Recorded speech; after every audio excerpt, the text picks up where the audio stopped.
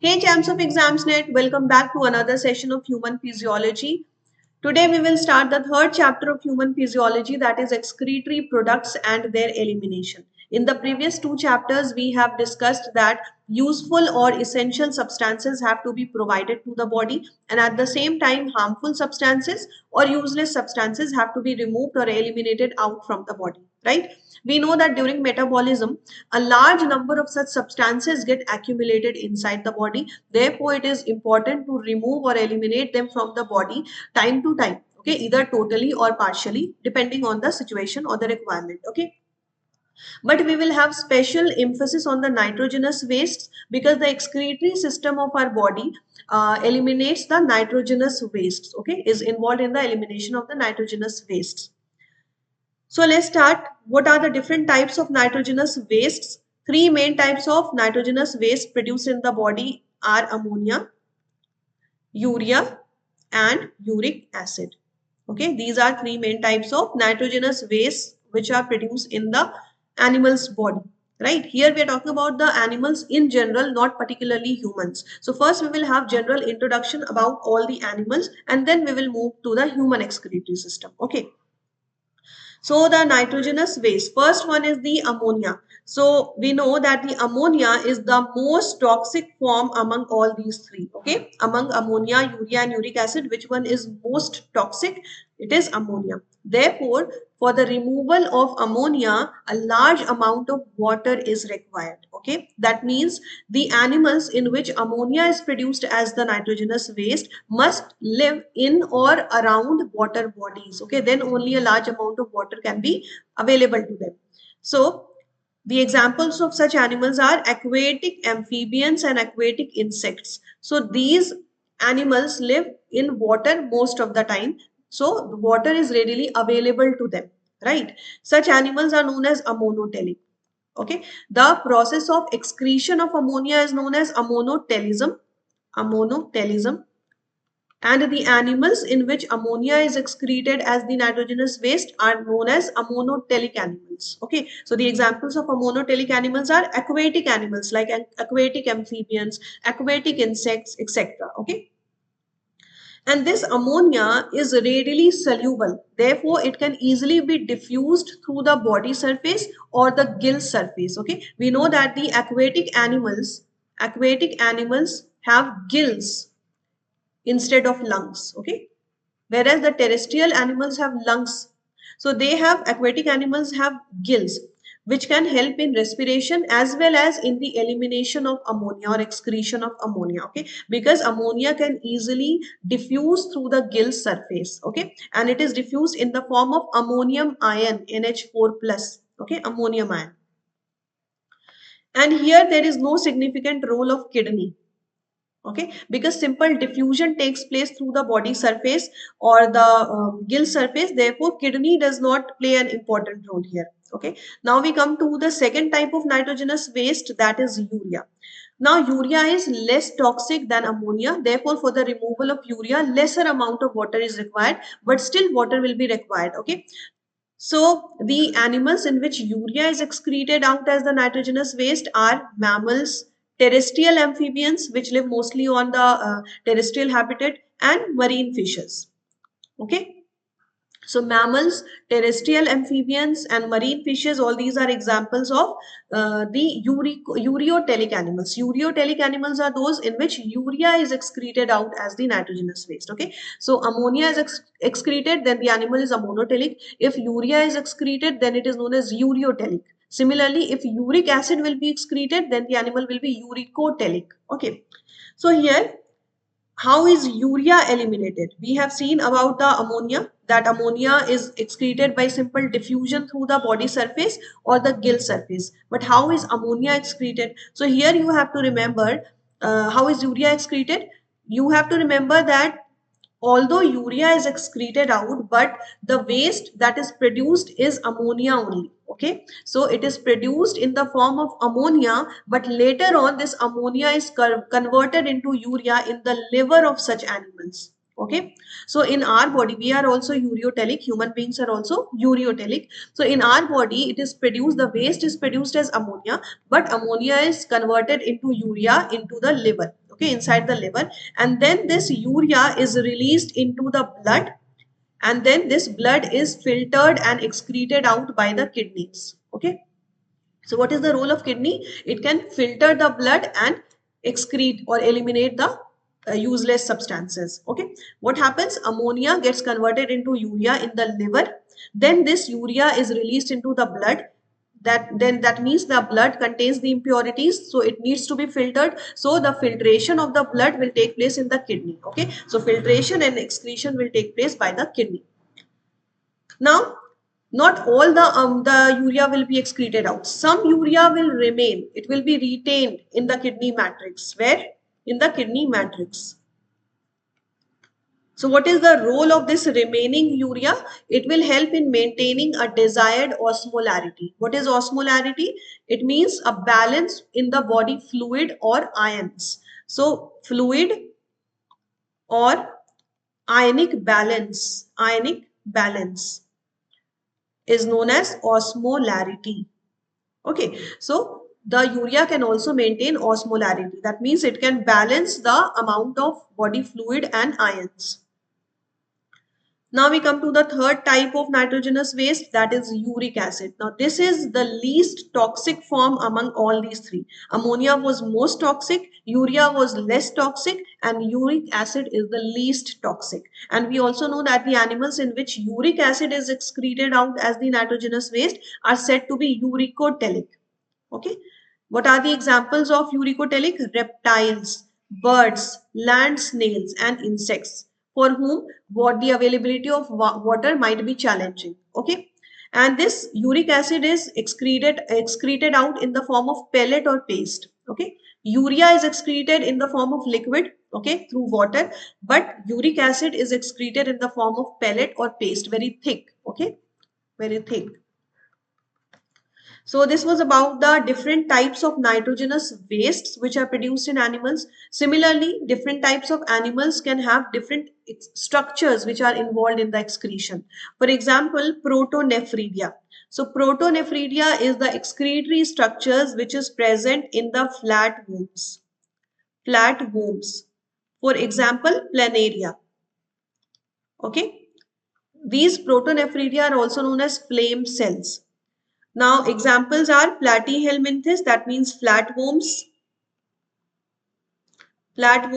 then rotifers, some annelids and cephalopodates, for example, Amphioxus. Now, if you do not understand these terms, platyhelminthes, cephalopodates, Amphioxus, then it means you need to go through the chapter Animal Kingdom. All these things are already explained in the chapter Animal Kingdom. Okay. So these are the animals in which the excretory structures are protonephridia. And this protonephridia is primarily concerned with osmoregulation. So whenever the word osmo comes, it means we are talking about the body fluid and ionic balance. So osmoregulation means the regulation of body fluid and ions or ionic volume. Okay. The regulation of fluid volume or ionic volume is known as osmoregulation. So this protonephridia is primarily involved in osmoregulation. Next type of excretory structure is nephridia. This is a tubular structure which is present in the earthworms and other annelids. And this is also involved in osmoregulation. So these structures are playing a dual role. First, in the excretion of the harmful substances or the nitrogenous wastes, and second, in maintaining the osmotic balance or osmoregulation. Okay, so there are dual functions of these structures. Third one is Malpighian tubules. Malpighian tubules are mostly found in the insects. Okay, these are present in most of the insects, including cockroaches. Including cockroaches. So again, this is also playing dual role. First, waste removal and also osmoregulation, maintenance of the fluid balance and ionic balance. Okay. So Now we come to the last type of excretory structure, that is antennal glands or the green glands. These structures are seen in the crustaceans like prawns. Okay, so this was just basic introduction about different types of nitrogenous wastes and different types of excretory structures. But the main type of excretory structure that is present in human beings is the kidney. Okay, so now we will start the human excretory system, because we are talking about the human physiology. Okay, so this was just for the introduction part, for the basic knowledge. Now we come to the main part, human excretory system. So human excretory system consists of a pair of kidneys, which is the main excretory structure in humans, right? Then a pair of ureters. Pair means two. So two kidneys are there and two ureters are there. Okay, what are ureters? These are the tubes connecting the kidneys with the urinary bladder. Okay, so that the urine that is formed in the kidney can be transferred or transported to the urinary bladder for storage. Okay, so the urine will be formed in the kidney, it will be formed by the kidney, but then it will be stored into the urinary bladder, and it will be transferred from kidney to urinary bladder with the help of the tubes called ureters. Okay, so these tubes will enter from the concave surface of the kidneys. Okay, they will start from the concave surface of the kidney. These are the ureters, and then they will enter into the urinary bladder. Okay, like this. Then we have a urinary bladder, one urinary bladder, which is a bag-like structure, muscular bag-like structure, and it stores the urine until or unless it has to be released out. Okay. And the last part is the urethra, which is again a tube having an opening, with an opening for the removal of the urine. Okay, for removal of urine. Removal of urine. So what did we discuss? First, we have a pair of kidneys which help in making the urine. Then the second part is ureters, which is a tube or pipe for transferring the urine from kidney to urinary bladder. Then urinary bladder is a bag-like structure which stores the urine.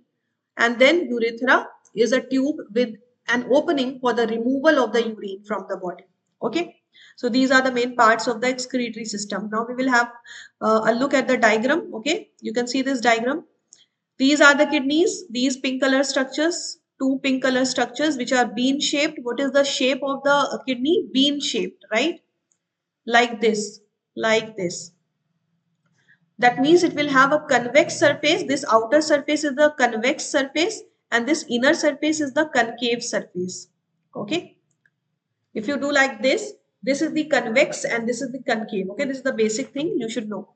And then we have uh, dorsal aorta, vena cava. So vena cava is a type of vein, aorta is a type of artery. We already have studied about them in the previous chapter, circulation chapter.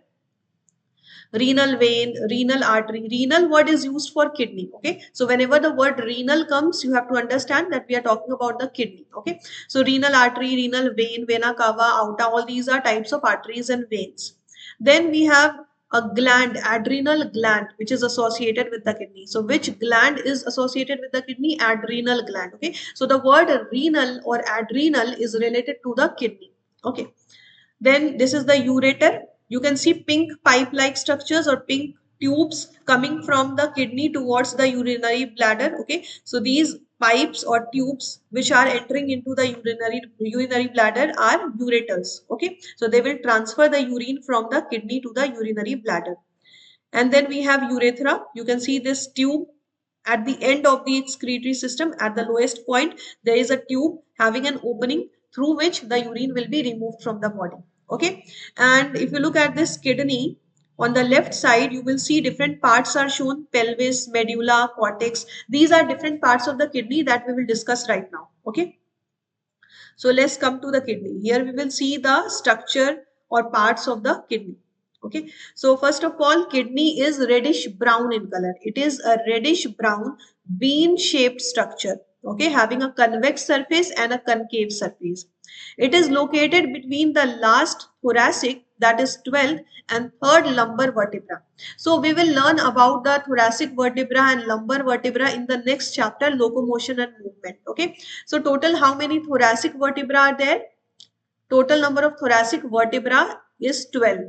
That means the last thoracic vertebra will be the 12th thoracic vertebra. Okay, so this kidney is located between the 12th, that is the last thoracic vertebra, and the third lumbar vertebra. Okay, close to the dorsal inner wall of the abdominal cavity. What is abdominal cavity? I have already told you many times that the space in the body which is located below the diaphragm is known as abdominal cavity, and the space which is present above the diaphragm is the thoracic cavity. Okay, that is known as thorax, upper part, and the lower part is known as abdomen. Okay, and these two are separated by a structure called diaphragm.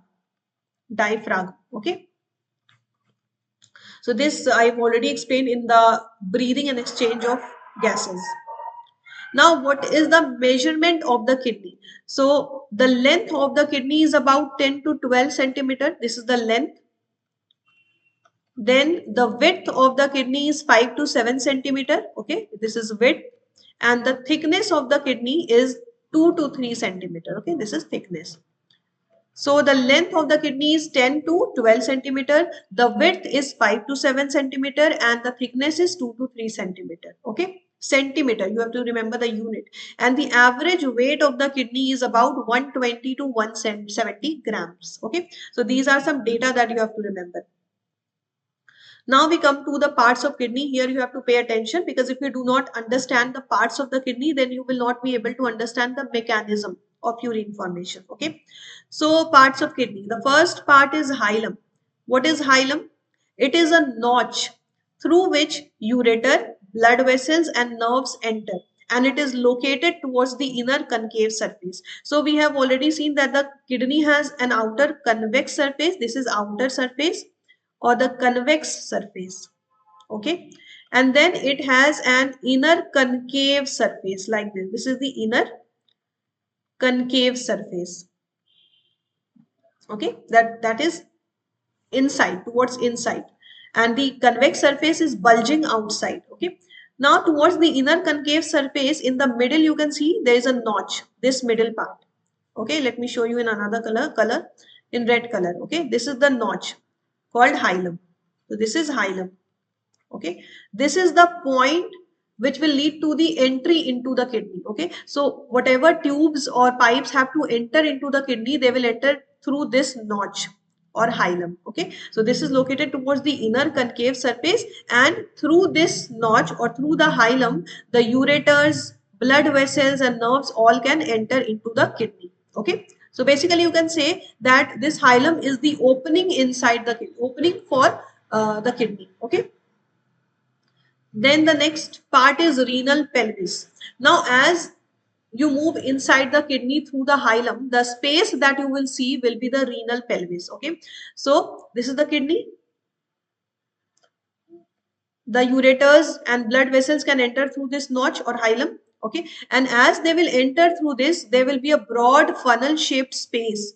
This space is known as renal pelvis. Okay, so this is a broad shaped or broad space which is located just inside the hilum. Okay, so it is a broad funnel shaped space with projections, and this shape will have projections. Okay, projections, and these projections are called calyces. Okay, so let me again show you. This is the broad space called pelvis, renal pelvis, and this will have the projections like this. And what will be fitted into these projections, that we will see just now. Okay, so these projections are called calyces.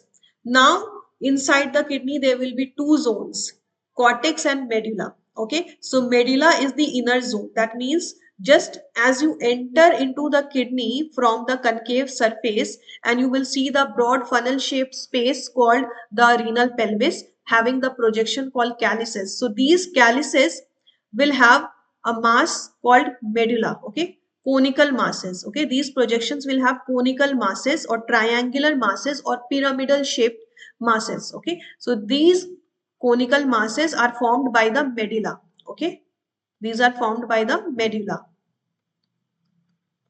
They will be slightly darker in color than the outer region. Okay, so this is the inner zone. This is the inner zone of the kidney known as medulla. and the remaining part of the kidney will be occupied by the outer zone called cortex. Okay, and this cortex will also be present in between these medullary pyramids. Okay, I hope you have understood this. So medulla, what is medulla? It is divided into conical masses called medullary pyramids because it is pyramidal in shape or triangular or conical in shape. Okay, projecting into the calyces. So it will project into the calyces. Okay, and then cortex, which is the outer zone in the kidney, it is the extension in between the medullary pyramids. So this will form the outer part of the kidney, outer zone of the kidney, and also it will extend into the medullary pyramids. So there will be minute spaces in between the medullary pyramids. These spaces will also be filled by the cortex, okay, as renal columns. And this part that is extending in between the medullary pyramids, this part will be known as columns of Bertini, okay, because it is forming a column. You will understand this better when you will look at this diagram, okay. So have a careful look at this diagram. You can see this is the opening through which the renal artery, renal vein and ureters, these things are entering into the kidney through this opening. This opening is called hilum, okay, this is hilum. Now, after entering into the hilum, they will find a broad funnel shaped space. So let me shade this space for you. So in yellow color, I'm shading this space. This is a broad funnel shaped space known as renal pelvis. Okay, so this shaded part is the renal pelvis. So first you will see the hilum, then inside the hilum there will be renal pelvis, which is a broad funnel shaped space, and then this renal pelvis will have projections. So you can see I'm also shading these projections, and these projections are to get attached with the medullary pyramids, okay, and the medullary pyramids, that means the conical masses of the medulla, are projecting into these calyces, okay. Now here you can see that in a red color triangular shaped are shown. These are the medullary pyramids, okay, and in pink color the cortex is shown, okay. So cortex is the outer zone from this side, okay.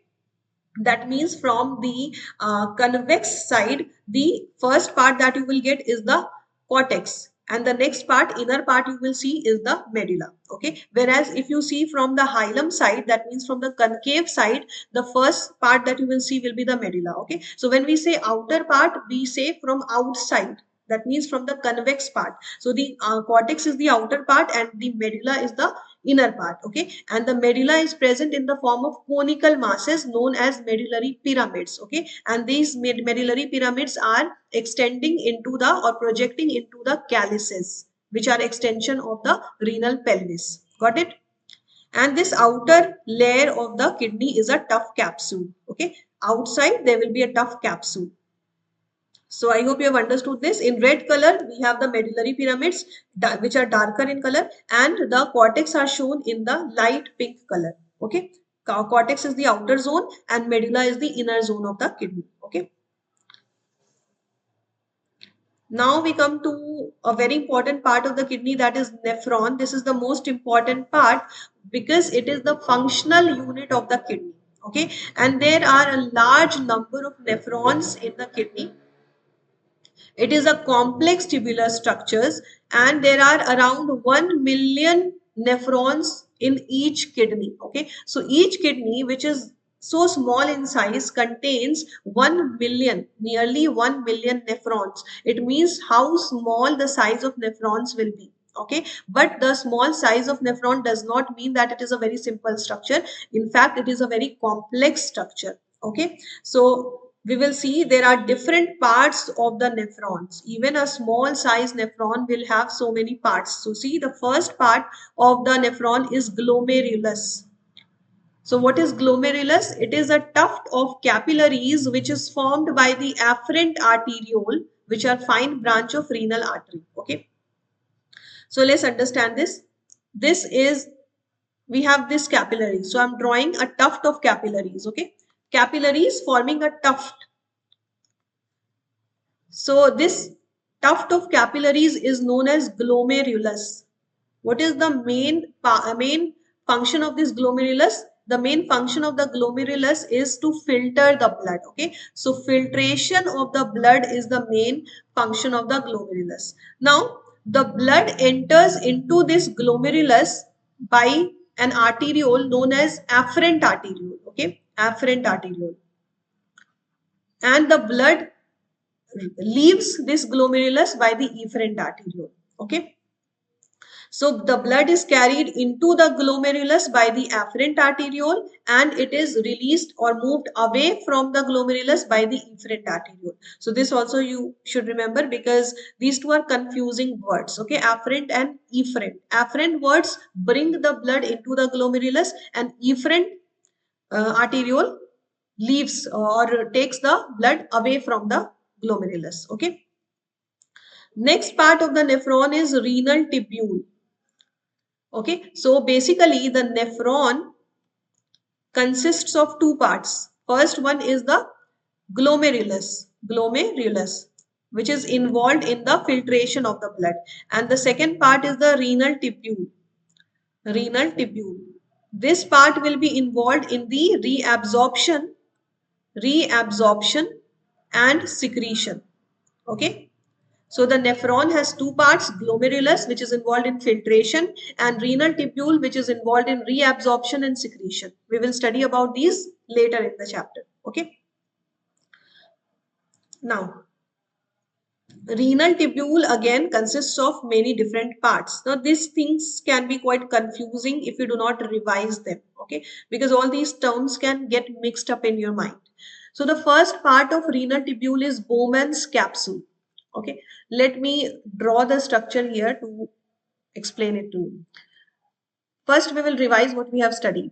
We have studied about the kidney, that kidney is a bean-shaped structure having an outer convex surface and an inner concave surface. Okay, like this. So this is the inner concave surface. The opening into the kidney through the inner concave surface is known as hilum. So this is known as hilum.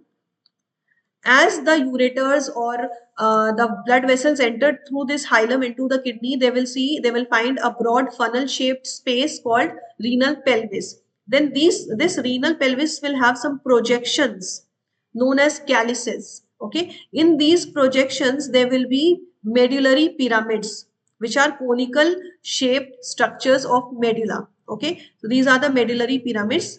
This is the inner zone of the kidney, and outside the medulla there will be the outer zone, that is cortex. And this cortex will also enter or extend into the space in between the medullary pyramids, making a renal column known as column of Bertini. Okay, so this was about the kidney. Now this kidney, each kidney consists of nearly 1 million nephron, right? Nephron. And this nephron is the functional unit of the kidney. Okay, so most of the functions will be taking place through this nephron. Now the nephron has two parts. The first part is the glomerulus, which is the tuft of capillaries. Okay, the blood enters into this glomerulus by the afferent arteriole, and the blood is carried away from this glomerulus by the efferent arterioles. Okay, and the second part of the nephron is renal tubule. Renal tubule. So what is the shape of the renal tubule? So it will look something like this. First, it will start like a cup-shaped structure. The first or the uppermost part of the renal tubule is a cup-shaped structure, and then it will move down. It will form a tubular network. It will form a network-like structure, and then it will move down. It will move down and form a U-shaped structure. Okay, and then it will come upwards. Again, it will form a network, tubular network, and then it will enter into a duct called collecting duct. Okay, so this is the shape of the nephron, the renal tubule. Okay, nephron is having two parts. The first part is glomerulus, which is a tuft of capillaries in which filtration of blood will take place, and the second part of the nephron is renal tubule. So this tubule has a complex structure. Okay, it starts with a cup shaped structure at the top, and then it moves down. It forms a network of tubes, then again moves down, form a U-shaped structure, again gets into a network of structure, and then enters into the tube known as collecting tube. Okay, so you will see the diagram. Here I have just given you the introduction. Okay. Now the glomerulus, which is involved in the filtration of blood, is placed inside the Bowman's capsule. Okay, so Bowman's capsule is the part of the renal tubule. The cup-shaped part of the renal tubule is known as Bowman's capsule. Okay, inside that Bowman's capsule, glomerulus will be present. Okay. So where were we? Bowman's capsule. It encloses the glomerulus. Okay, it is the cup-shaped structure of the renal tubule. Okay, which is the starting structure of the renal tubule. And the glomerulus along with the Bowman's capsule is known as Malpighian body or the renal corpuscle. So what is Malpighian body or renal corpuscle? It is the combination of the glomerulus and the Bowman's capsule. So in this diagram you can see in red color we have the glomerulus, which is a tuft of capillaries. You can see afferent arteriole, it is bringing the blood inside the glomerulus, and efferent arteriole, it is carrying the blood away from the glomerulus. Okay, so you have understood afferent and efferent arterioles. Now this red colored glomerulus is placed inside a blue color cup shaped structure called Bowman's capsule. So this cup shaped structure is part of the renal tubule. Okay, so this Bowman's capsule along with the glomerulus is known as Malpighian body or the renal corpuscle. Got it?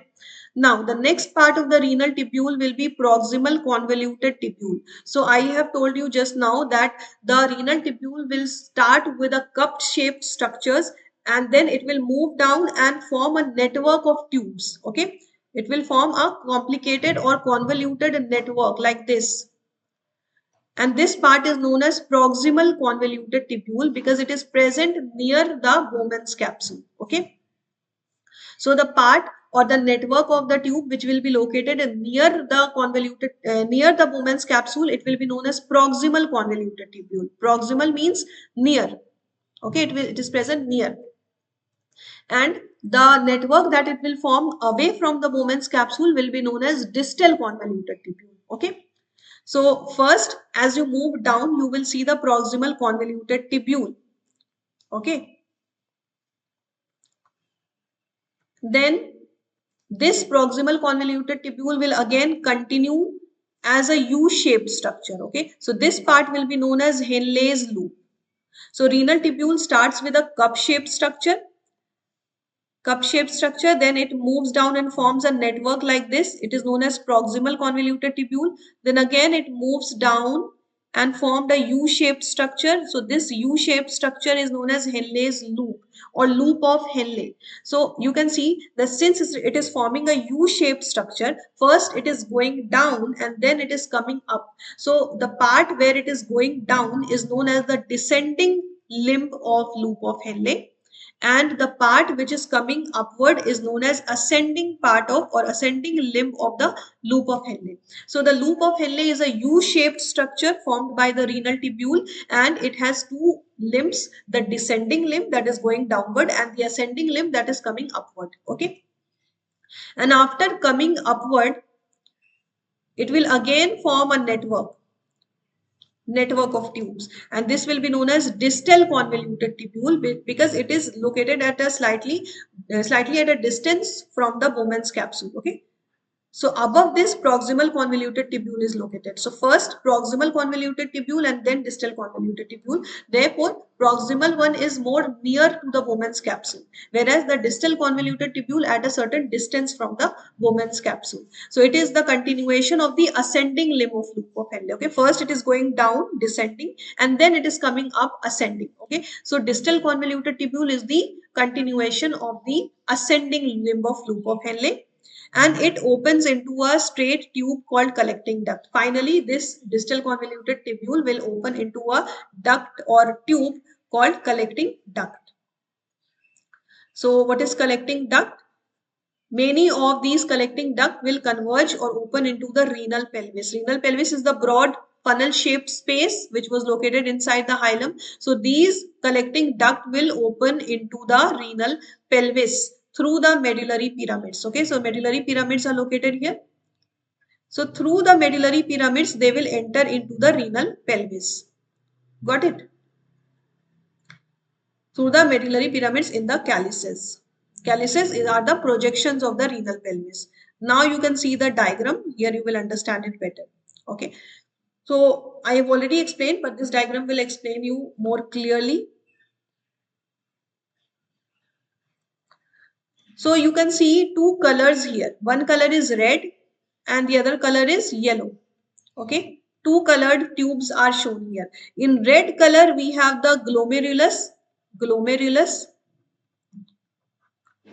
and the afferent and efferent arteriole. So afferent arteriole is bringing the blood into the glomerulus and efferent arteriole is carrying the blood away from the glomerulus. And this efferent arteriole continues downward, forming a network around the renal tubule. So in yellow color, we have the renal tubule. Whereas in brown color, we have the continuation of the efferent arteriole forming a network around the renal tubule and moving parallel to the renal tubule. Okay, so this brown colored part that is moving parallel to the renal tubule is the efferent arteriole, the continuation of the efferent arteriole. We will learn about it, but first focus on the renal tubule. Renal tubule is shown in the yellow color. Okay, so the uppermost part of the renal tubule is a cup shaped structure which is having the glomerulus inside it. Okay, so this cup shaped structure is known as Bowman's capsule. So this Bowman's capsule is the first part of the renal tubule, the uppermost part. Now this glomerulus capsule then continues and forms a network. You can see this convoluted structure. This is known as proximal convoluted tubule. Then this proximal convoluted tubule moves down, forms a U shape. So first it moves down, forms a U-shaped structure and moves upward. Okay. So first we will have the descending limb of loop of Henle and then ascending limb of loop of Henle. Ascending limb of loop of Henle will continue. Again, it will form a network known as distal convoluted tubule. Okay, and this distal convoluted tubule opens into a straight tube known as collecting duct. So the straight tube that you see on the right hand side is the collecting duct into which the distal convoluted tubule will open. And then many such collecting ducts will open into the renal pelvis of the kidney through the medullary pyramids. Got it? And the brown colored part that you see, which is the continuation of the efferent arteriole and running parallel to the renal tubule, is known as peritubular capillaries. Okay, these are known as peritubular capillaries. These are formed around the renal tubule by the efferent arteriole. You should remember they are formed by the efferent arteriole. And so this type we have the loop of Henle, first descending limb, then the ascending limb. So the part which is part of the peritubular capillaries which is located at this point is known as vasa recta. Okay, so vasa recta is the part of peritubular capillaries which is running parallel to the loop of Henle. It is highly reduced or absent in the cortical nephrons. Okay, so this vasa recta, what is vasa recta? This is the peritubular capillaries, part of the peritubular capillaries which is running parallel to the loop of Henle, forming a U-shaped or hairpin like structure. Okay, so the shape is like hairpin shaped. Okay, now this vasa recta is absent or highly reduced in the cortical nephrons. So what are cortical nephrons? Now we will see what are the different types of nephrons. So there are two types of nephrons, cortical nephrons and juxtamedullary nephrons. Cortical nephrons are those nephrons which are very short and extend very little into the medulla. Whereas the juxtamedullary nephron are long and they run deep into the medulla. Okay. So let's see. This is the kidney. This is the kidney. Here we have the renal pelvis. And then this is the medullary pyramid. Right? These nephrons are present in both the zones of the kidney, the cortex as well as medulla. Okay, this outer zone is cortex. The dots you see are the cortex. Okay, and the pyramidal shape are medulla. So the nephrons are present in both these parts. So they extend from cortex to medulla. They extend from cortex to medulla. Some parts of the nephron are present in the cortex region and some parts of the nephron are present in the medullary region. But only the lower part of the nephron, that is the Henle's loop, is present in the nephron. Okay, all the other parts are present in the cortical region.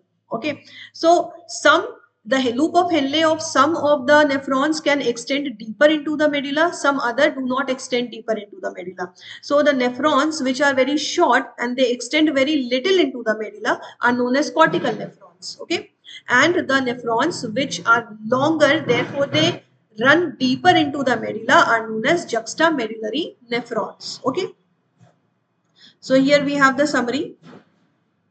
Kidney has two parts, the cortical region and the medullary region, right? Cortical region is the outer region and medulla is the inner zone.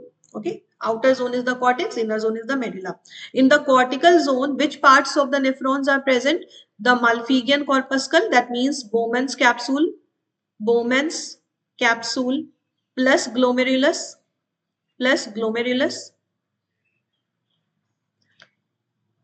then proximal convoluted tubule and distal convoluted tubule. These things are located in the cortex region, whereas only loop of Henle, because it comes downward, therefore the loop of Henle can enter into the medulla. Now it depends whether it runs deeper into the medulla or not. If the loop of Henle is very short, it will not run deeper into the medulla, and such nephrons will be known as cortical nephrons. If the loop of Henle is very long and it runs deeper into the medulla, then it will be known as juxtamedullary nephrons. Okay. Now we come to the mechanism, the urine formation. How is urine formed? So the urine formation involves three main steps. The first step is the filtration. And since this filtration is carried out by the glomerulus, therefore this is also known as glomerular filtration. Okay. Second step is reabsorption. And the third step is secretion. Okay. The filtration is carried out by glomerulus and the cells of Bowman's capsule are also involved in filtration. Whereas reabsorption and secretion are carried out completely by the renal tubule.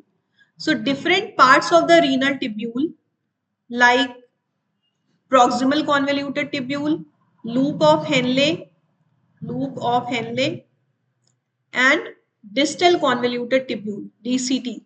All these three are involved in the reabsorption and secretion. Okay, so in filtration, what are involved? Glomerulus and Bowman's capsule. And in reabsorption and secretion, all the parts of the renal tubule, that is proximal convoluted tubule, loop of Henle, and distal convoluted tubule. All three are involved in reabsorption and secretion. So let's see. We'll start with the first one, that is filtration or glomerular filtration. Why it is known as glomerular filtration? Because it takes place in the glomerulus. Okay, so basically it is the filtration of the blood. Now on an average 1100 to 1200 milliliter of blood is filtered per minute. That is about 1/5 of the cardiac output. What is cardiac output? We have discussed in the previous chapter. It is the volume of the blood that is pumped by each ventricle in 1 minute. Okay, it is known as cardiac output. So this average, how much blood is filtered per minute? 1100 to 1200 milliliter, which is 1/5 of the cardiac output. We have seen that cardiac output is about 5 liters or 5000 milliliters. Okay, so this amount is 1/5 of the cardiac output. And this glomerular filtration takes place through three layers. So what are the three layers through which the filtration of blood will take place? First one is the endothelium of the glomerular blood vessels. So glomerular blood vessels are present and the endothelium layer is involved here. Then epithelium of the Bowman's capsule is also involved and there is a basement membrane between these two. Okay, so endothelium of the glomerular blood vessel or the capillary and epithelium of the Bowman's capsule and a basement membrane in between these two. Okay. Now the epithelium of the Bowman's capsule has cells which are known as podocytes. Okay. So what are the podocytes? These are the cells present in the epithelium of the Bowman's capsule. Okay. So this layer is involved in the filtration. Now these cells, that means the podocytes, are arranged very intricately, leaving some minute spaces called filtration slits or slit pores. Okay. So slit pores are the spaces, minute spaces in between the cells of the epithelium of the Bowman's capsule. Okay. So here we have the representation of the filtration slit. Can you see? The lower part is shown in the pink color. This part shows you the capillary. Okay, this is the part of the capillary, and the cells which are located in the pink color part, these cells which are bean shaped cells that I am shading with yellow color, these cells are the cells of the endothelium. These are the endothelium part of the capillary. Okay, then these potato like structures that you see, these are the cells on the epithelium of the Bowman's capsule. So this upper part is the part of the Bowman's capsule. Bowman's capsule. Okay, upper part is the Bowman's capsule, lower part is the this glomerulus part, the capillary of the glomerulus. So it has the endothelium. Which layer of the glomerulus is involved? The blood vessels are involved, endothelium. Okay, and the upper part is showing you the epithelium of the Bowman's capsule, and these cells which are looking like potato are the cells of the epithelium of the Bowman's capsule, which are known as podocytes. So you can see that these cells are arranged, leaving very minute spaces in between them. So these minute spaces are known as filtration slits. These are filtration slits or the slit pores. Okay, this diagram is not given in the NCERT. I have just shown you to explain this. Okay, lower part is the endothelium part. Lower endothelium cells are shown. Endothelium layer is shown. Okay, then upper part is the epithelium of the Bowman's capsule, and in between these two there is a yellow colored basement membrane. Okay, now we are talking about the filtration, right? Glomerular filtration. So this filtration takes place so in such a fine manner that almost all the constituents of the plasma, except some larger proteins, because proteins are larger in size, so except some proteins, all the other constituents of the plasma can pass through these layers. Okay, what are the layers? Epithelium of the Bowman's capsule, epithelium of Bowman's capsule, then there is basement membrane, and then endothelium of the blood vessels, endothelium of the glomerular blood vessels. Okay, so the blood has to pass through all these three layers. So almost all the constituent of the plasma will pass through these except some proteins, because proteins are larger in size. And where will they pass? They will enter into the lumen of the Bowman's capsule.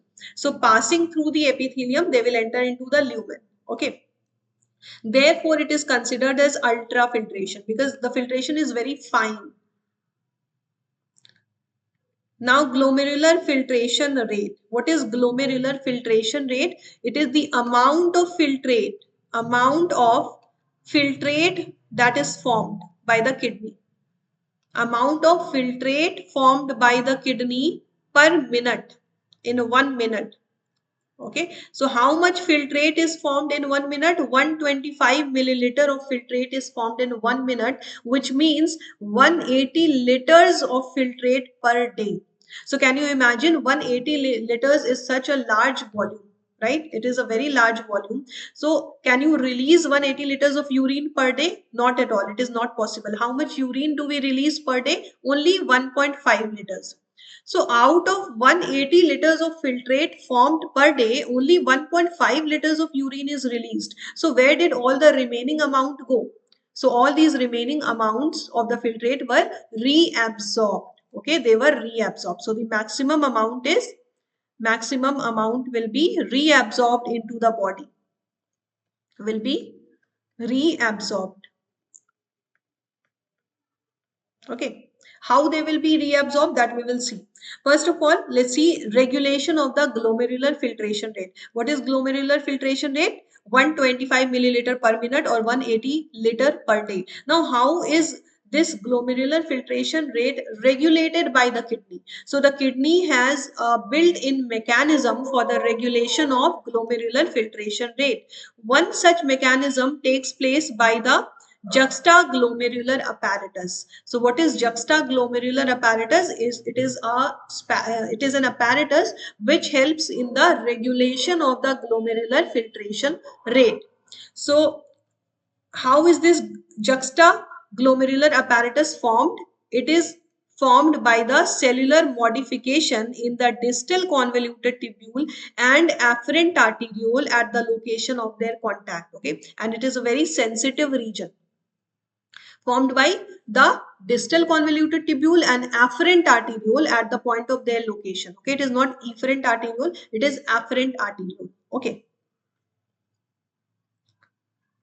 So how does it regulate the glomerular filtration rate? Suppose there is a fall in the glomerular filtration rate and we have to increase the rate of the glomerular filtration. So what will happen? If there is any fall in the glomerular filtration rate, it will lead to the activation of the juxtaglomerulary cells. That means the cells of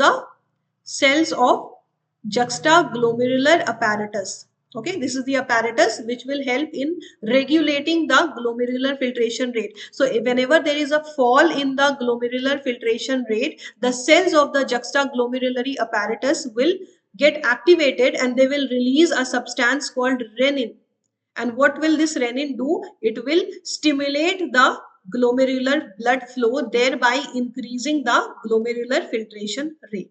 Okay, so there is a fall in the glomerular filtration rate, we have to increase it. So how will we increase it? The juxtaglomerular cells will get activated, okay, and they will release a substance called renin. This renin will increase or stimulate the glomerular blood flow, resulting in the increase in the glomerular filtration rate. Okay, all these things are given written in the NCERT.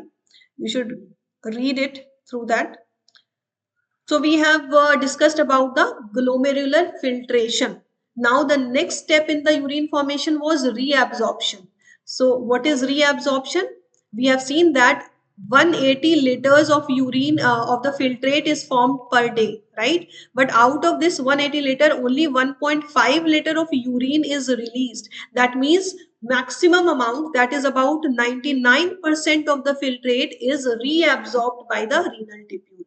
Okay, so it is reabsorbed from the filtrate and it enters into the bloodstream. Okay, now this reabsorption can take place by an active mechanism or a passive mechanism. So some substances are reabsorbed actively, some others are reabsorbed passively. So what are the substances which are reabsorbed in an active way? So these are glucose, amino acid, sodium ion, etc. These things are reabsorbed actively, whereas the nitrogenous wastes and water, these are reabsorbed in a passive manner. Okay,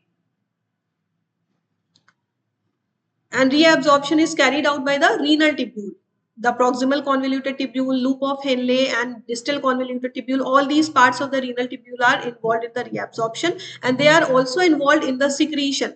So this is also known as tubular secretion, okay, because this is taking place in the renal tubule. So what are the substances which are secreted? So H plus ion, potassium ion, ammonia ion, these things are secreted into the filtrate. Okay, so here you don't need to confuse reabsorption. Reabsorption means what? There are some substances present in the filtrate, they will be reabsorbed from the filtrate into the bloodstream. So the substances which are getting reabsorbed will move away from the filtrate into the body through the bloodstream. And the secretion means some substances are secreted into the filtrate, they are getting added into the filtrate. Okay, and this secretion helps in the maintenance of ionic and acid base balance of body fluid, because the ionic balance or acid base balance is also very important, right? Now we will discuss the function of the tubules. So we have seen that different parts of the tubules are involved in the reabsorption and the secretion. So let's see how. The first part is the proximal convoluted tubule, that is PCT. This proximal convoluted tubule is lined by simple cuboidal brush border epithelium which increases the surface area. Okay, so due to the presence of such epithelium, the surface area increases and the reabsorption here is maximum. Okay, so reabsorption at the proximal convoluted tubule is maximum. Okay, maximum reabsorption takes place here. What are the substances which are reabsorbed from here? So essential nutrients, then around 70 to 80% of the electrolytes and water, all these things are reabsorbed at the proximal convoluted tubule. And then we know that these parts are also involved in the secretion. So secretion of some substances like H plus ion, ammonia, potassium ion, these things are secreted, okay, at the proximal convoluted tubule. And the secretion of these substances along with the absorption of bicarbonate helps in balancing the pH and the amount of ions, okay, helps in pH and ionic balance. So these things, the balance in pH and ions are maintained by the secretion of H plus, ammonia, potassium, as well as by the absorption of bicarbonate. So this was the first part of the renal tubule, proximal convoluted tubule. The next part is the loop of Henle. Here minimum reabsorption takes place, okay, because maximum reabsorption has already taken place in the proximal convoluted tubule. Here only few substances will be reabsorbed. It has more important role in maintenance of the higher osmolarity, okay, of the medullary interstitial fluid. The reabsorption is very less here.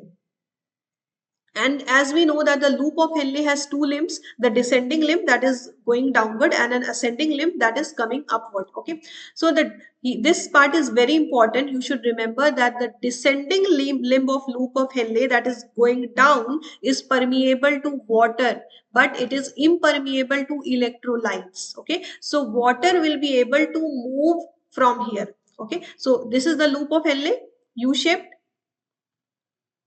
right? Now in these we have water. The filtrate is filled into this tube.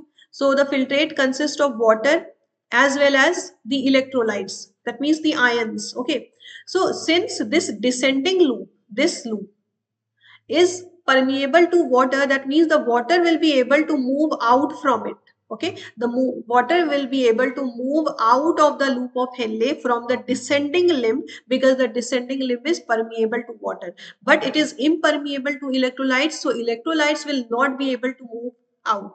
Okay, water will be able to move out, but the electrolytes will not be able to move out. And when water will move out, it means the amount of water inside the filtrate will get reduced, which will lead to the concentration of the filtrate. Okay, so this part will lead to the concentration of the filtrate, because the amount of water is reducing here due to the movement of water towards outside. And the ascending limb of the loop of Henle, here we should write limb. Okay, descending limb and ascending limb. For ascending limb, it is the case is just opposite. This limb is impermeable to water but permeable to electrolytes. That means through the ascending limb, now electrolytes can move out but water cannot move out. So that means in the ascending limb of the loop of Henle, the amount of water will remain same, but the amount of electrolytes will start getting decreased because they are moving out. So this will lead to the dilution.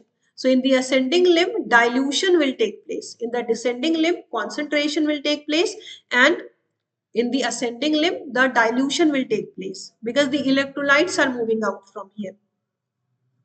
Now the third part of the tubule, renal tubule, is distal convoluted tubule. So here some conditional reabsorption of sodium ion and water will take place. In addition to that, bicarbonate is also reabsorbed. And then this is also involved in secretion of the H plus ion, potassium ion and ammonia. So some substances are being reabsorbed, some substances are being secreted into the filtrate. And again, this helps in this secretion of the H plus, potassium and ammonia helps in maintaining the pH and sodium potassium balance in the blood. Okay. Now the last thing is collecting duct. We know that the distal convoluted tubule will open into the collecting duct. So this collecting duct extends from cortex to medulla of the kidney. Okay, so it is present in both the zone of the kidney, cortex and medulla. Here water reabsorption takes place, and maximum amount of water, a large amount of water, okay, a large amount of water is reabsorbed from the collecting duct, and this leads to more reduction in the amount of the filtrate. Okay, that is why the filtrate that is formed is such a large volume, that is 180 liters, but the urine that is released is only 1.5 liters, because you can see that most of the time most of the water is being reabsorbed from the filtrate. Okay, so very less amount of water will remain at the end of the urine formation. So this reabsorption of water in the collecting duct will also lead to the concentration of the urine.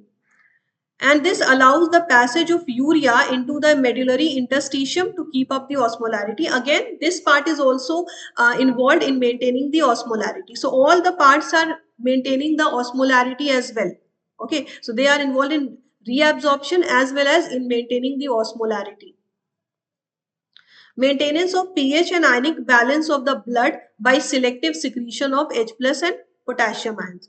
So by active secretion of the potassium ion and H plus ion, they are also involved in balance of the pH and ions in the blood. Okay. Now, if you have not understood this well, you can now understand with the help of the diagram. Okay. You can see we have already discussed that the proximal convoluted tubule and distal convoluted tubule, these are along with the Bowman's capsule and glomerulus, these are present in the cortical zone, that means in the cortex. So the upper part of this diagram that is in blue color is showing the cortex region, okay, the outer region of the kidney, outer zone of the kidney. Okay, the glomerulus, the Bowman's capsule, PCT, DCT, these are present in the outer zone, that is cortex, whereas the loop of Henle dips into the medulla. Okay, so which part of the nephron is present in the medulla? It is loop of Henle and as well as collecting duct. So collecting duct is present in both cortex as well as medulla, but the loop of Henle, here you can see it has a descending limb of loop of Henle and an ascending limb. Okay, now you can see that the ascending limb has a thick segment. Okay, can you see descending limb is very thin, but the ascending limb is having a thick segment. Now this diagram is basically showing what are the substances that are being reabsorbed and what are the substances that are being secreted. Okay, so look at the arrow that is moving outside. Suppose this is the PCT. Okay, this is the PCT. So the arrow that is moving upward means these substances are being reabsorbed from the filtrate. Okay, these are moving out of the filtrate. Okay, and lower arrows showing the secretion of H plus and ammonia. Okay, I'm talking about the upper left part of this diagram.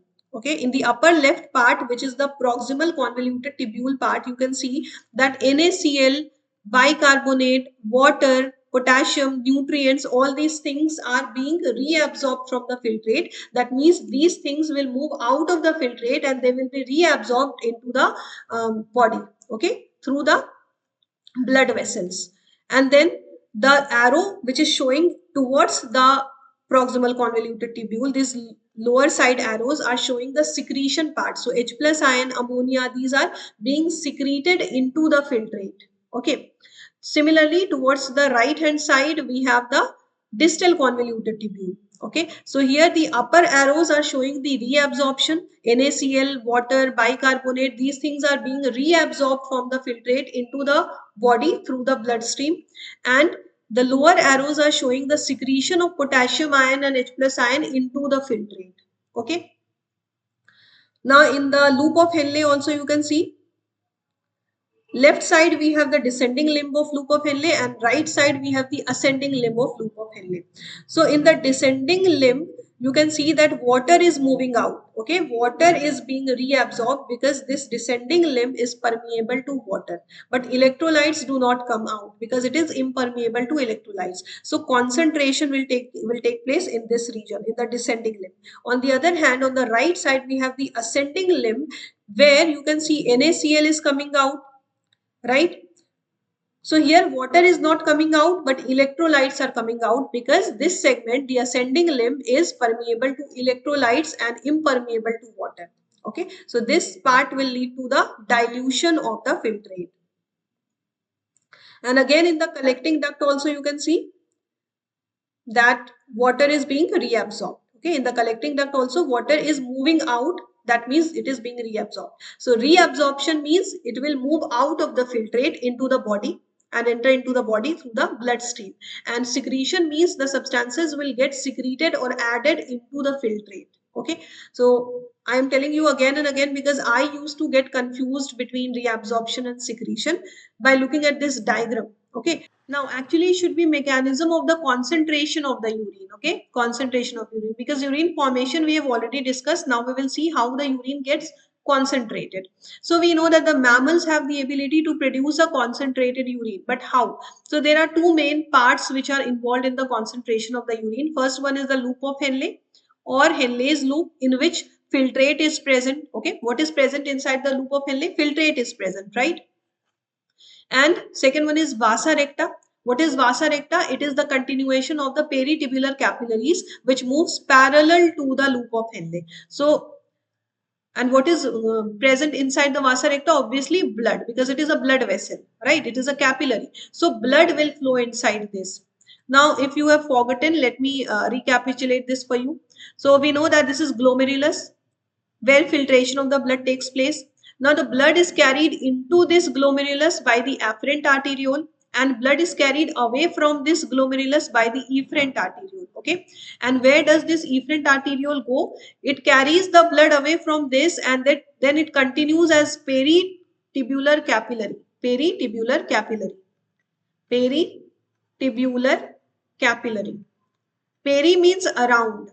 So why is it known as peritubular capillary? Because it moves around the renal tubule. It is located, it is present near the renal tubule. It is moving along with the renal tubule, and it is moving parallel to the loop of Henle. So the part of the peritubular capillary which moves parallel to the loop of Henle is known as vasa recta.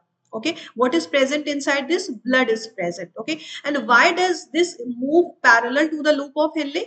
Because all the things, for example water, which are released from the loop of Henle have to enter into the body through the bloodstream.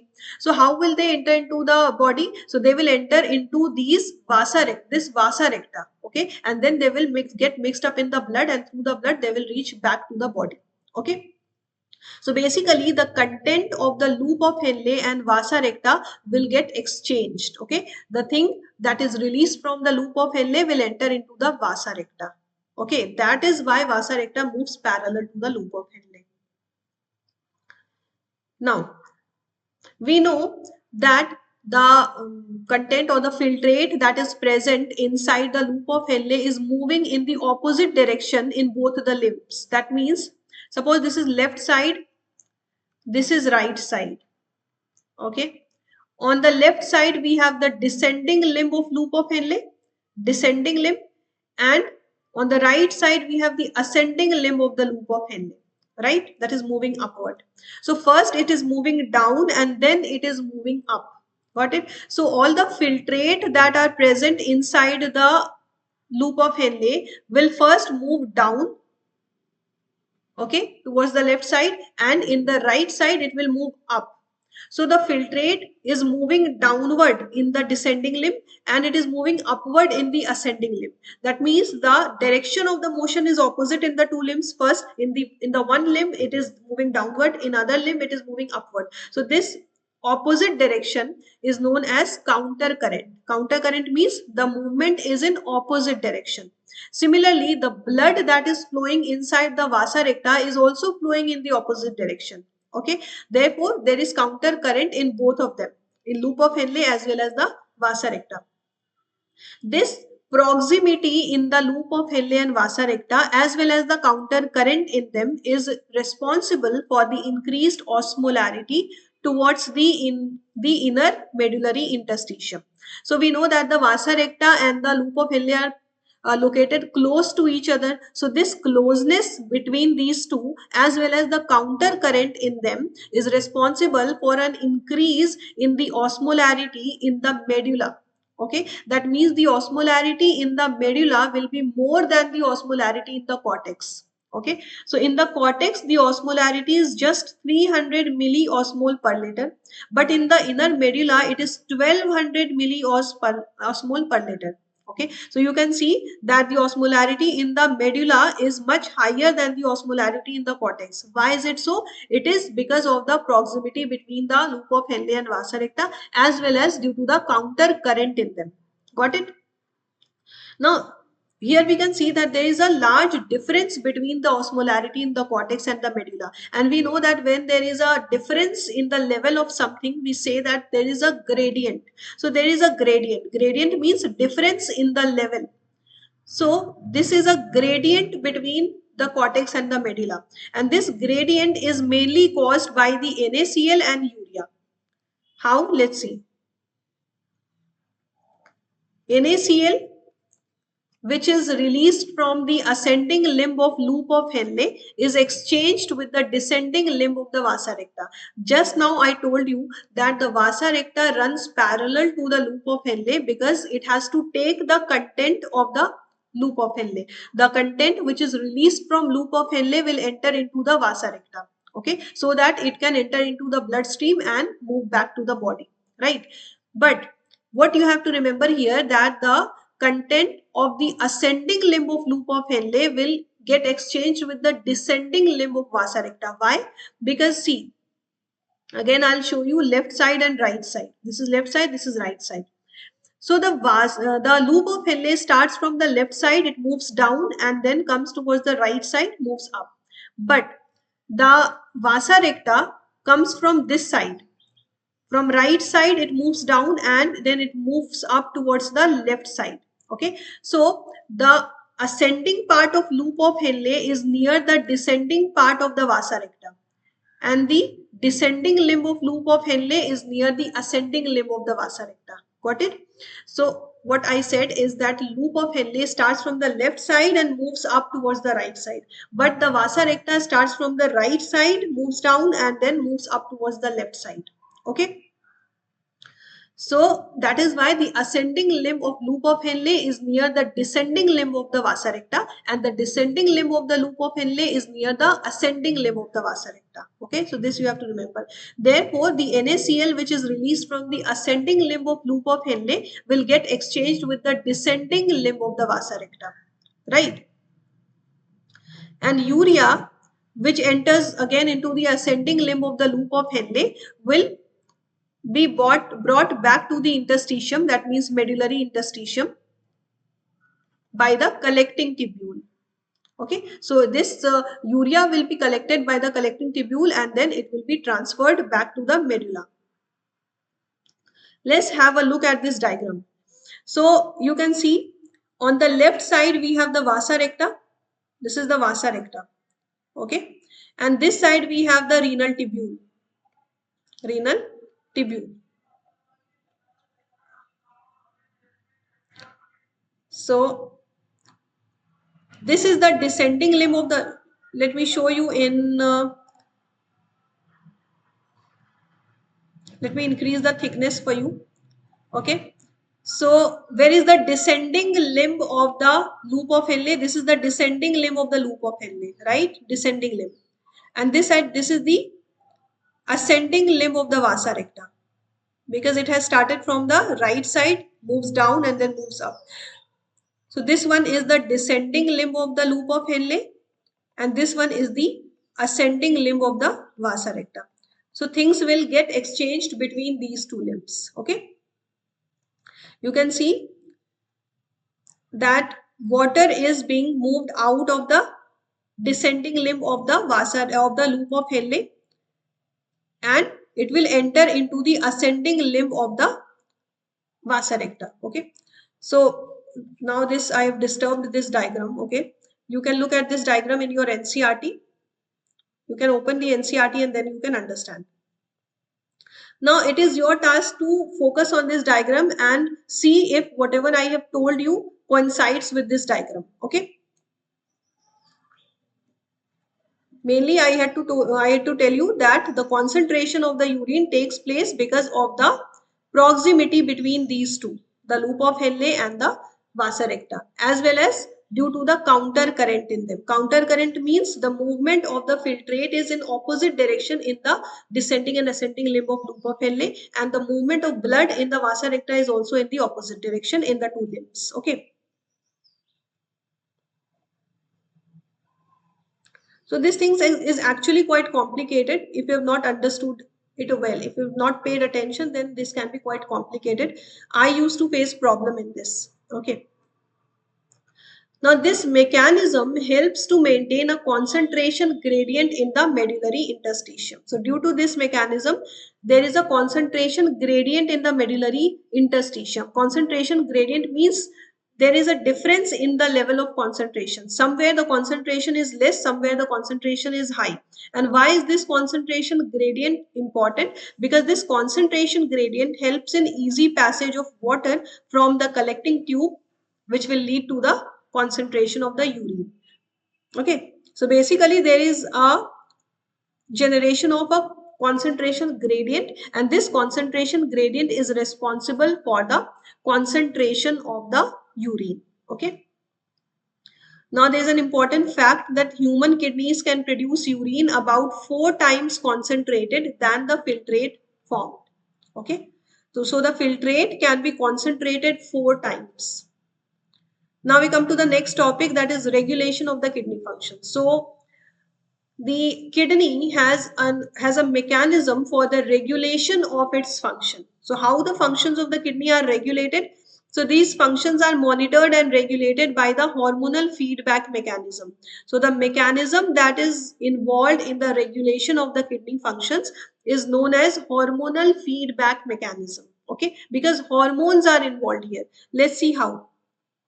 First of all, this hormonal feedback mechanism will involve hypothalamus, which is located in the brain, then juxtaglomerular apparatus, we have already discussed about it, and to certain extent, heart can also be involved. Okay, so let's see what happens. If there is any change in the body fluid, then obviously our body will try to counter that change. That means if there is decrease in the body fluid, in the amount of body fluid, the body will try to increase it. And if there is an increase in the body fluid, the body will try to decrease it, right? Because body wants to balance an amount or balance the proper volume of the body fluid. So if there is any change in the body fluid volume or ionic volume, that means it will change the osmolarity, right? Osmolarity is what? It is the body fluid volume or the ionic volume. Okay, so if there is any change in the body fluid volume or ionic volume, it will lead to change in the osmolarity, and that means if there is any change in the osmolarity, then the cells of the osmoreceptors will get activated. Okay, what are osmoreceptors? Osmoreceptors, these are the receptors which can detect any change in the osmolarity. Okay, osmoreceptors are the receptors that can detect the changes in osmolarity. So if there is any change in the osmolarity, these receptors will get activated.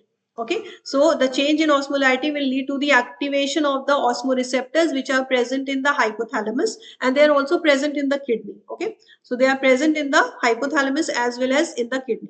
Now these osmoreceptors can be switched on or switched off depending on the requirement. So suppose there is an excessive loss of body fluid from the body, then what will body do? It will try to increase the amount of body fluid by reabsorbing water, right? So if there is any decrease in the body fluid, then these osmoreceptors will get switched on.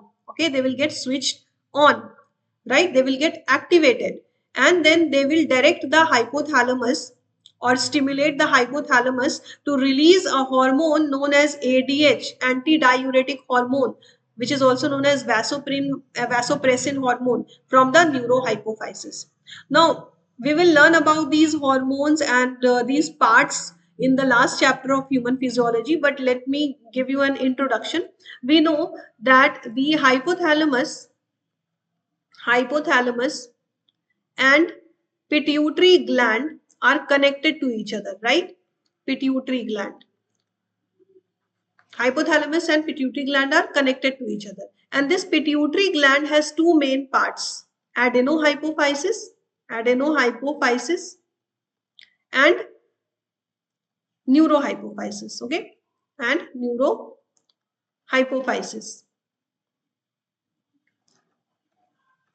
So what is neurohypophysis? It is one of the parts of the pituitary gland, okay? Adenohypophysis and neurohypophysis. So these parts secrete some hormones. Some hormones are released from adenohypophysis. Some hormones are released from the neurohypophysis. So ADH hormone or the vasopressin hormone is one of the hormones which is released from the neurohypophysis. Although most of the hormones are released from adenohypophysis, only two hormones are released from the neurohypophysis, and this ADH or vasopressin is one of them. Okay, so what will happen if there is any decrease in the body fluid? Then the osmoreceptors will get activated and they will stimulate the hypothalamus to secrete these hormones, that is vasopressin or ADH. Both is same hormone, but the name, they are known as ADH as well as vasopressin. ADH means antidiuretic hormone. So what will this hormone do now? It will help in the water reabsorption from the latter part of the tubule. Latter part of the tubule means DCT, distal convoluted tubule, and the collecting duct also. Collecting duct. So from these parts, water will get reabsorbed. They will be sent into the bloodstream. So what will happen? The body fluid volume will increase, right? Therefore, it can help in reducing the diuresis or loss of fluid. Diuresis means loss of fluid, right? So it can prevent the diuresis, or prevent loss of fluid, because it is helping in the reabsorption of water, thereby increasing the body fluid volume. Okay. Now there is one more important role of ADH. It also works as a vasoconstrictor. Vasoconstrictor means vaso word is related to the blood vessels,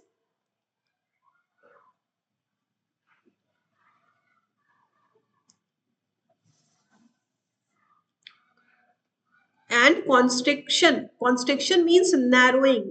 So suppose this is blood vessel. This is one wall of the blood vessel, this is another wall. So constriction means the distance between the two walls of the blood vessel will decrease. So if they get constricted, it means the vessel will get narrower. Okay. Or if they get constricted at a certain point, then at certain point, the distance between the two walls will decrease. Okay. So constriction means narrowing of the walls. Okay. So this ADH also works as a vasoconstrictor. When this distance between the two walls will decrease, then obviously what will happen? The pressure inside the vessel will increase, right? And this increase in pressure will lead to the increase in the glomerular blood flow. Okay, so when the pressure in the vessel will increase, then the glomerular blood flow will increase, leading to an increase in the glomerular filtration rate. Okay, so GFR, that is glomerular filtration rate, glomerular filtration rate will also increase. So what is the conclusion here? The conclusion is that the antidiuretic hormone or vasopressin hormone can increase the glomerular filtration rate. Okay. And it can also prevent diuresis by reabsorbing water from the latter part of the tubules. So this was the role of the hypothalamus. Okay. Now the second thing that is involved in the mechanism is juxtaglomerular apparatus. So juxtaglomerular apparatus also plays an important role in the regulation of the kidney function. How? Let's see. If there is a decrease in the glomerular blood flow or glomerular filtration rate, then the cells of the juxtaglomerular apparatus will get activated and they will produce a substance called renin. Okay, and what will renin do? It will convert the angiotensinogen present in the blood into angiotensin 1 and then into angiotensin 2. Okay. Now, what is the role of angiotensin 2? So, this angiotensin 2 again works as a vasoconstrictor. That means same work as the ADH. So, what was ADH doing? it was constricting the vessels, thereby increasing the blood pressure inside that. Okay, so because of the increase in the pressure, the glomerular blood flow was increasing, leading to the increase in the glomerular filtration rate. Same thing will be done by the angiotensin 2. Okay, what will it do? It will increase the glomerular blood pressure, leading to an increase in the glomerular filtration rate. So both the ADH as well as the angiotensin 2 are leading to an increase in the glomerular filtration rate. It also activates the adrenal cortex to release aldosterone, which causes reabsorption of sodium ion and water from the DCT and collecting tubule. So in the first case, in the hypothalamus one, we have seen that the ADH was working as a vasoconstrictor, and it was also helping in the reabsorption of water from the latter part of the tubule. Here, the angiotensinogen is also acting as a vasoconstrictor, and this is also helping in the reabsorption of water, but by the release of aldosterone. So here, the angiotensin 2 is not directly reabsorbing water, but it is activating the adrenal cortex to release aldosterone, which will cause the reabsorption of water from the latter part of the tubule, that means DCT and collecting tubule. Okay, and in addition to water, sodium ion will also be reabsorbed. Okay, so this will lead to increase in the blood pressure as well as increase in the glomerular filtration rate. And this mechanism is known as renin-angiotensin mechanism. See, these things are, again, I'm saying, quite complicated. If you do not revise them again and again, you will just forget and everything will get mixed up. Okay. So we have seen that the regulation of the kidney function is done by three parts: hypothalamus, juxtaglomerular apparatus, and to some extent by the heart. We have discussed about the hypothalamus, that hypothalamus is attached to the pituitary gland. So what happens? Hypothalamus consists of some osmoreceptors. So whenever there is a change in the body fluid volume, then the osmoreceptors present in the hypothalamus get activated, and they stimulate the release of ADH hormone from the neurohypophysis of the pituitary gland. And this ADH hormone can help in the reabsorption of water, leading to the increase in the blood fluid volume, as well as it will act as the vasoconstrictor, which will increase the blood pressure and glomerular filtration rate. Similarly, what is the function of juxtaglomerular apparatus? There are the cells in the juxtaglomerular apparatus. So whenever there is any change in the body fluid volume, these cells of the juxtaglomerular apparatus will get activated, and they will release a hormone called substance called renin. Okay, so renin will also do the same work.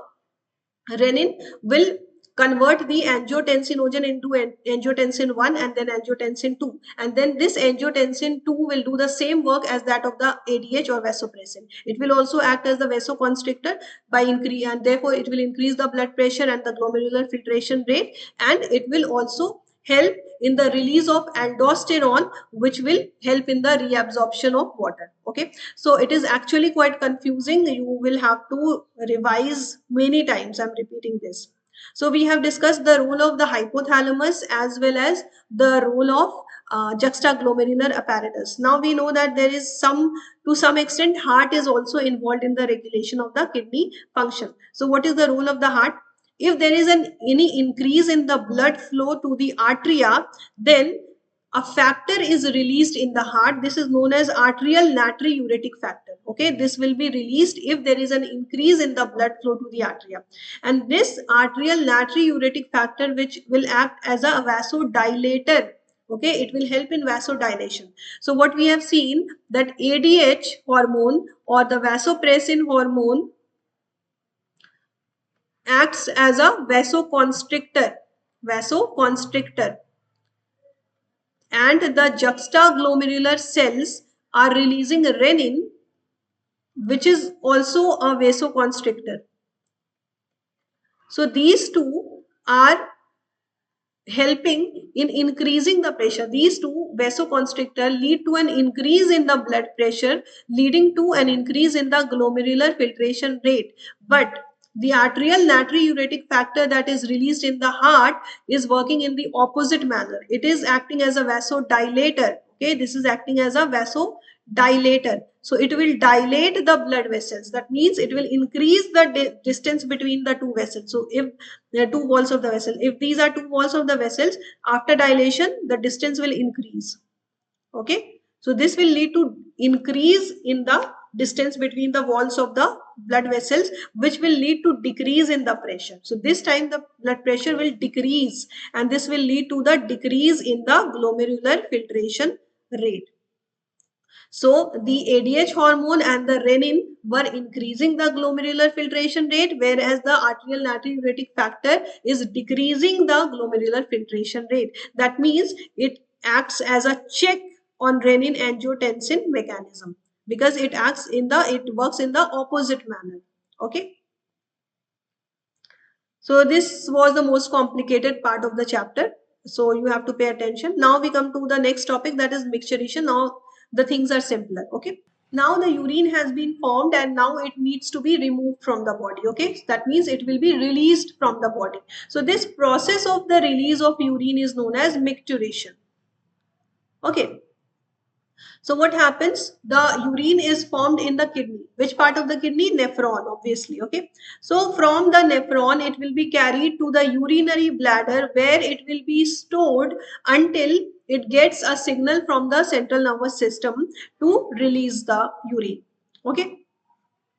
So let's see what is the neural mechanism that will work behind this release of urine. This neural mechanism is known as micturition reflex. Okay, the name of this mechanism is micturition reflex. So suppose this is the urinary bladder and this is the urethra. Okay, this is urethra and this is the urinary bladder. So we know that the urine will be filled in this bladder. So when this urinary bladder is completely filled with the urine, then the walls of the bladder will stretch. Okay. And then there are some receptors present on the walls of the urinary bladder. Okay. So when the urinary bladder will get stretched because it has been filled by the urine, then these receptors present in the wall of the bladder will send a signal to the central nervous system to contract the muscle of the bladder. Okay. And which type of muscle is present in the bladder? Smooth muscle is present. So these receptors will send a signal to the central nervous system to contract the smooth muscle. Then the central nervous system will again send a signal for the contraction of the smooth muscle of the urinary bladder. So the muscles of the bladder will contract, okay, leading to the passage of the urine from the bladder to the urethra. Okay. At the same time, the sphincter of the urethra will be relaxed. Okay. So the muscle of the bladder will get contracted and the sphincter of the urethra will get relaxed, leading to the release of the urine. Okay. So it is very simple. When the bladder will get filled with the urine, the receptors present in the walls of the bladder will send a signal to the brain and ask for the contraction of the bladder. Okay. Then again the central nervous system will send a signal for the contraction of the smooth muscle of the bladder and simultaneous relaxation of the urethral sphincter for the release of the urine. So this way the urine will be released from here. So now everything is done about the removal of the nitrogenous waste. Now there are some other type of waste products also, not just nitrogenous waste. So other organs of our body also play an important role in the excretion or elimination of the waste products. For example, lungs, liver and kidney. So let's see how they play an important role in the elimination of excretory wastes. For example, lungs. We know that lungs help in bringing the oxygen from atmosphere to the body, and they also help in the removal of carbon dioxide from the body, right? So around 18 liter of carbon dioxide is eliminated per day by the lungs. Okay. And we know that carbon dioxide is a harmful product. Okay. It is a harmful gas. Along with it, water are also excreted. Okay. So some water are also excreted by the lungs. The liver, which is the largest gland of our body, secretes various substances like bilirubin, biliverdin, cholesterol, degraded steroidal hormones, vitamins and drugs. Okay. And most of these substances pass out along with the digestive wastes, right? Then these are simple factual things. And our skin also plays an important role in the elimination of some type of waste. We know that the skin consists of some glands like sweat glands which produce sweat, and sebaceous gland which produce sebum. Okay, so sweat, what is sweat? It is a watery fluid which consists of NaCl, urea, lactic acid, etc. So through the sweat, we know that the sweat comes out of the body, right? So when the sweat comes out, along with it, these products NaCl, urea, lactic acid also are released from the body. Okay, and then the sebaceous gland which are present in the skin, they produce sebum, and we know that sebum are the protective oily covering, right? So through the sebum, what are the products that can be released? So these are sterols, hydrocarbons, waxes. These substances can be removed through the sebum. Okay. So this way, the skin also plays a role in the elimination of the substances. And do you know that small amounts of nitrogenous wastes can also be eliminated through saliva? So your saliva also eliminates some substances or some waste products. So now we come to the last topic of this chapter, that is disorders of the excretory system. So now we will discuss some of the disorders and then we will finish this chapter. So the first type of disorder is uremia. What is uremia? Accumulation of the urea in the blood. If a lot of urea is accumulated in the blood, it leads to uremia, which can cause kidney failure. Okay, it can cause kidney failure. The diagnosis for this is hemodialysis. So by hemodialysis, excess urea can be removed from the blood. So why is hemodialysis important? It can remove urea from the blood. Urea from blood. How does this hemodialysis work? Let's see.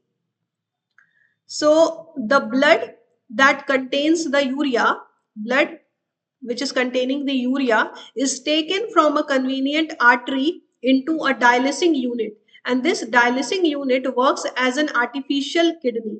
Okay, it works like an artificial kidney.